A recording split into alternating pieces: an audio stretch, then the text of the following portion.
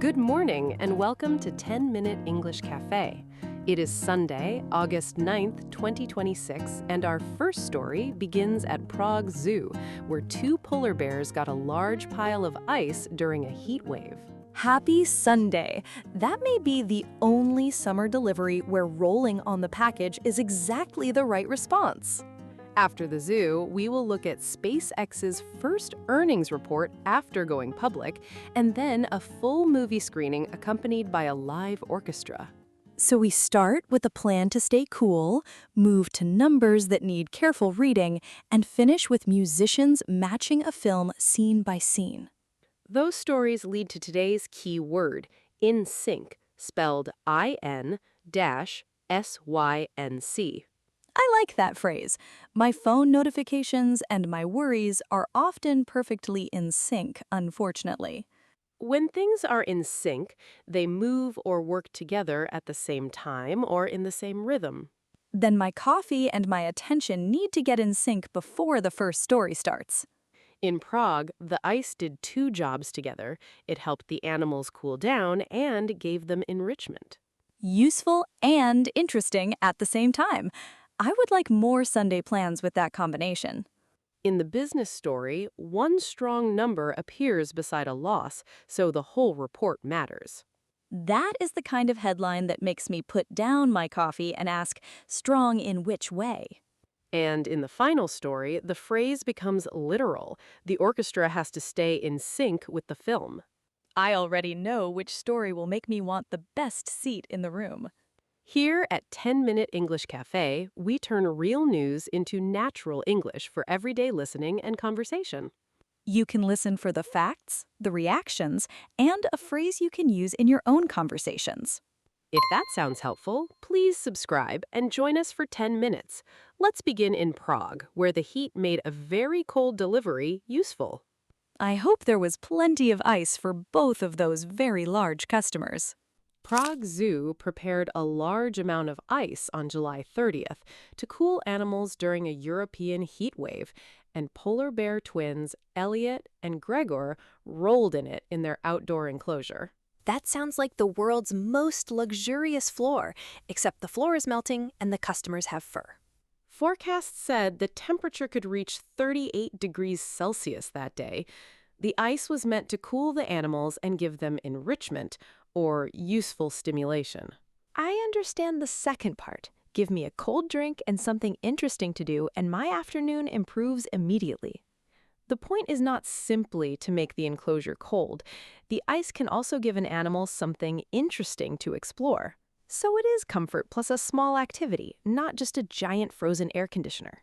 Right. Aleut and Gregor entered their outdoor enclosure and rolled in the ice cubes. The rolling makes the purpose easy to see. The ice was not just sitting there like decoration. Exactly. Their activity shows how the ice could offer stimulation while also helping with the heat.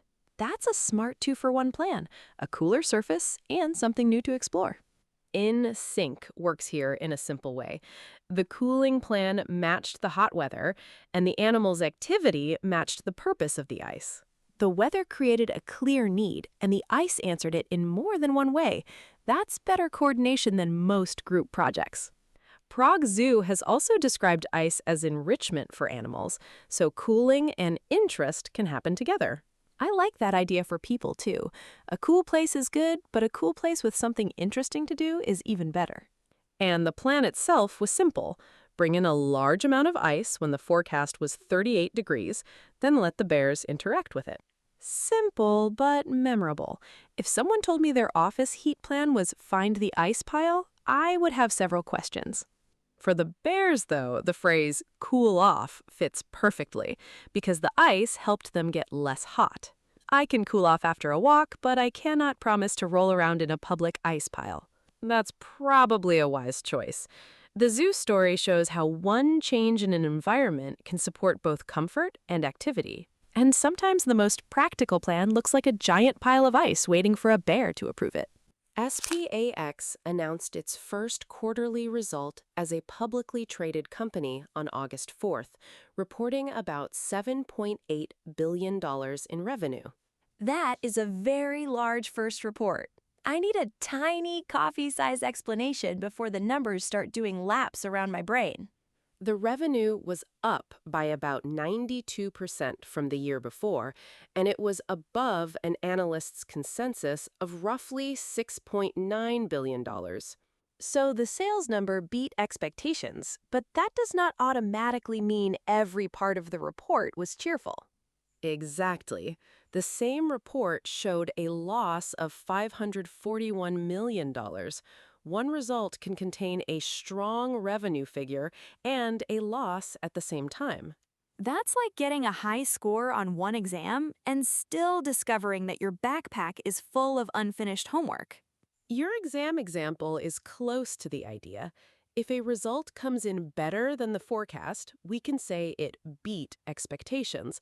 That describes one measure, not the entire report. Good. If my lunch arrives early, it beats my delivery time expectation, even if I still forgot to order a spoon. Right. We should also avoid turning one revenue number into a prediction about the future. Numbers are so good at looking confident. A chart can look certain, even when it only tells us what has already happened. A careful listener asks what the number measures, what comparison is being used, and what the report leaves out.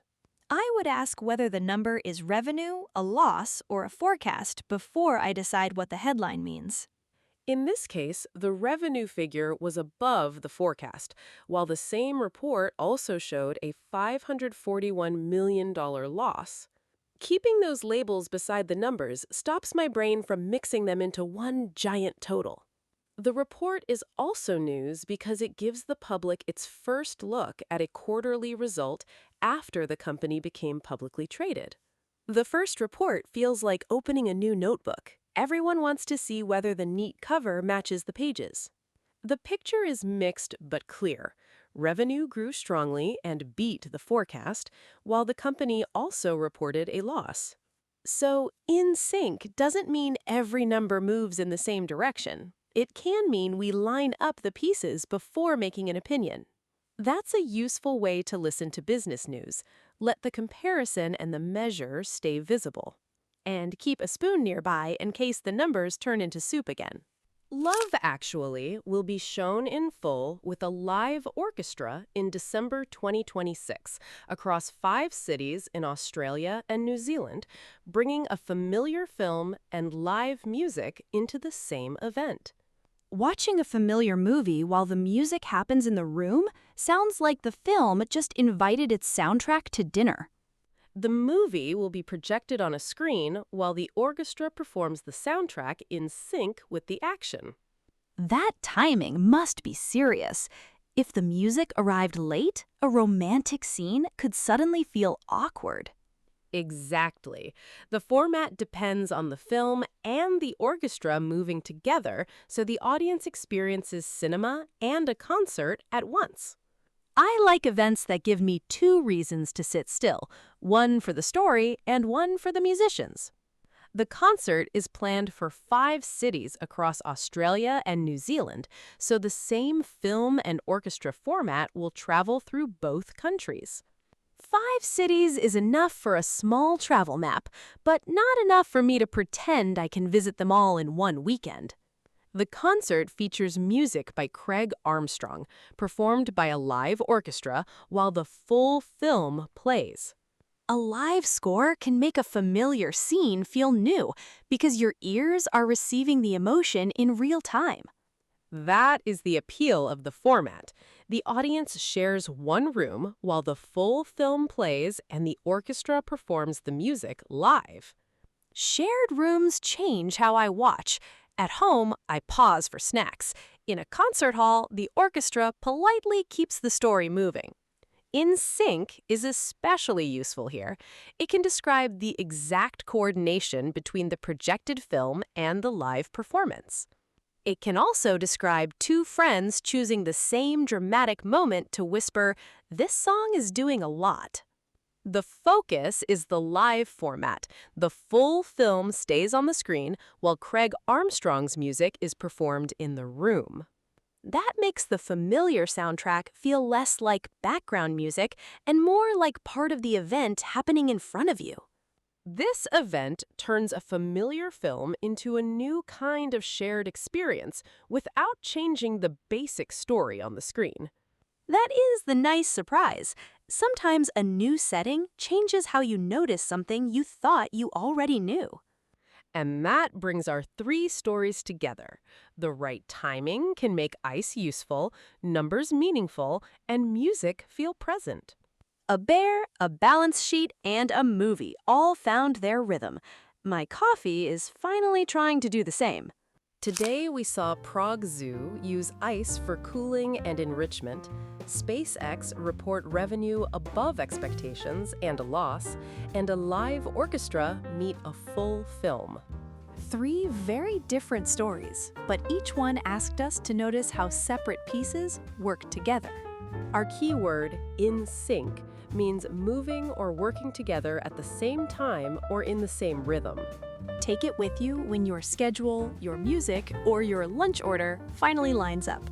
Which story would you like to experience most closely and why?